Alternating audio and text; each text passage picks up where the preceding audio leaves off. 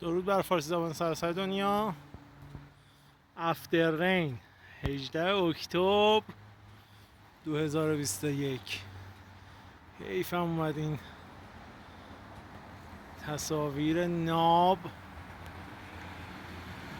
و وری کول به قول این طرفی ها رو نگیرم واسهتون. ببینین آفتاب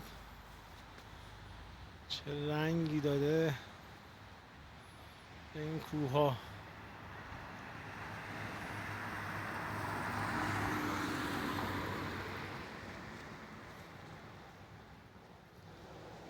اینم از سالت لیک سیتی یوتا.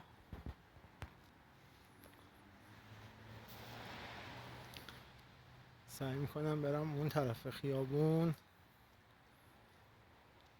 خیلی هم دارم حواسم جمع کنم دوربین لرزشش کم باشه، دوستان شاکی نشن.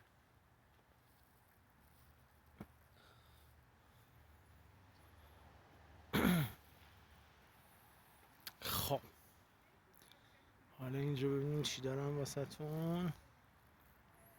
میخوایم بریم واسه دانتان سالت لیک سیتی. این ساختمون بلنده دانتان سالت لیک سیتی است.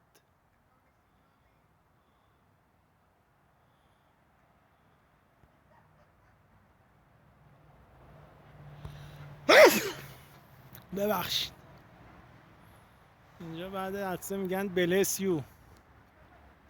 شما باید بگین عافیت باشه. خب دیگه فکر کنم کافیه. همینقدر لذت خوبه. اینم خودم. شاد باشید تا یه روز دیگه و خدایی که در این نزدیکی است. بارقه های آفتاب